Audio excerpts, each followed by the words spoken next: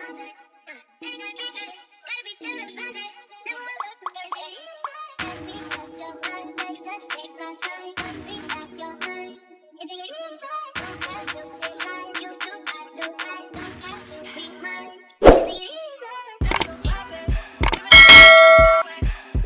up, YouTube? My name is Zaria. My name's Brittany. And today we're reacting to I Found a Creepy Man Locked in My Basement While Working, made by Stephen D.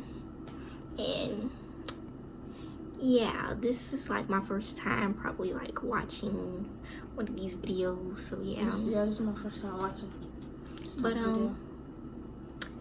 Without further ado, let's get into the video. During my early 20s, I worked as a meter reader in Iowa. I'm the person who records how much electricity, gas, or water you've used each month. The owner who signed up would give us consent and provide us with spare keys to enter if their meters were inside the house.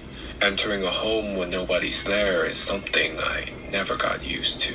I hate basements. I've seen walls with roaches scurrying across, cobwebs so thick and dusty, rats and snakes and more strange things. But there was one basement that truly terrified me. It was an old apartment house. I entered the back door and found myself at the top of a staircase. I ran my hand along the wall until it grazed the light switch. I flipped the switch, but no lights turned on. I wasn't carrying a flashlight either, as a typical route involved 5 or 6 hours of walking. I did carry an old lantern with me, so I made my way down into the darkness. Once at the bottom, I discovered 2 doors. I chose the door on the right and found the meters in the far corner. As I entered the reads, I began hearing noises coming from the other room. Something was moving, and there was whimpering that grew louder the longer I listened. I realized it was a dog and it sounded weak and distressed. I tried to open the door, but it was locked. At this point, the dog was scratching the other side of the door, and I felt helpless. And then, the sound stopped. I reported it when I got back into the office, but I couldn't shake the thought of it. So there I was, not long after, back in that basement. I kept my ears open for any sounds coming from the other room.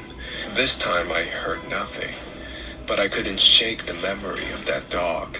My curiosity got the best of me, and that is when I made a huge mistake.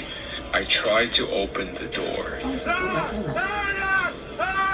Blood-curdling screams unlike anything I've ever heard. I stumbled backwards, nearly losing my balance.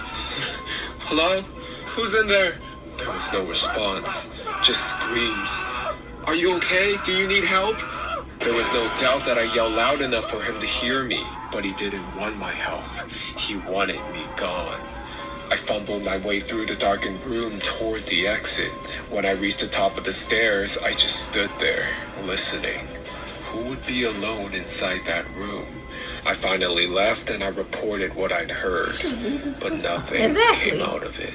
There was no sign of him the next month or even the next several months. I nearly given up on solving the mystery when a stroke of luck pulled me back in. One night I went to a concert with my friend Laura.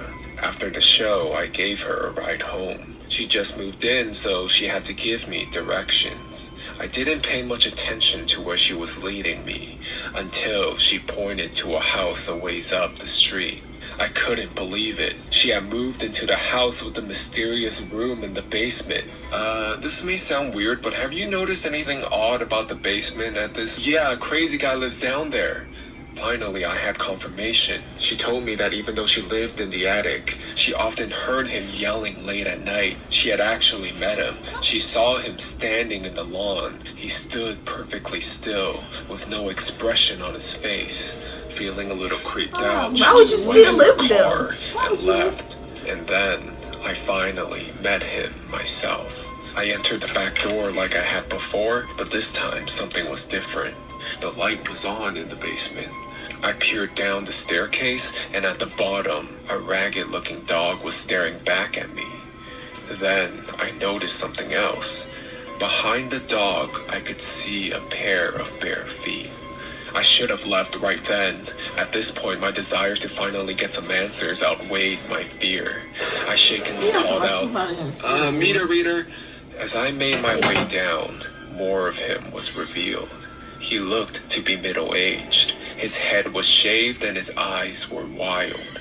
I explained who I was and what I was doing there, and to my surprise, not only did he talk to me, but he actually sounded somewhat normal. I even started to doubt whether or not he was the same man I'd heard screaming. As I read the meters, he was constantly wringing his hands together and spastically cocking his head from side to side. The longer he talked, the more agitated he became. As I turned to head up the staircase, he could no longer hold it in. Screams, the very same unforgettable screams I'd heard coming from the locked room. I ran up the stairs as fast as my legs would carry me, flung the door open, and rushed back into the daylight. I told my friends about the experience, and when I finished telling my story, she told me about something she'd seen a week earlier.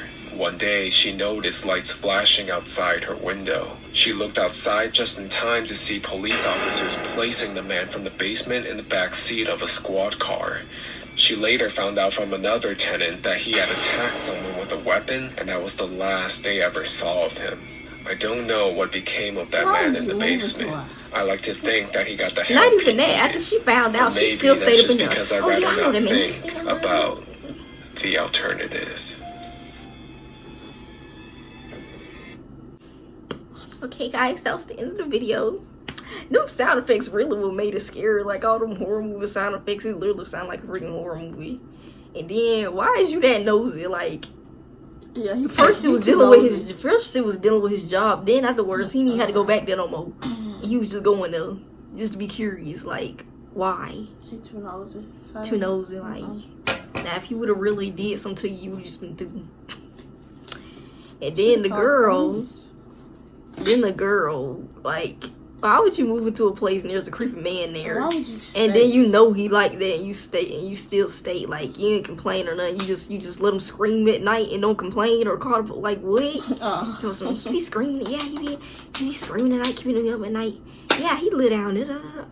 Like it's normal or something. Like, wait, I would have moved out. She weird too. Yeah, she weird too. But if y'all like this video, please like, comment, and subscribe. Turn on your post notifications, and we'll see y'all next time.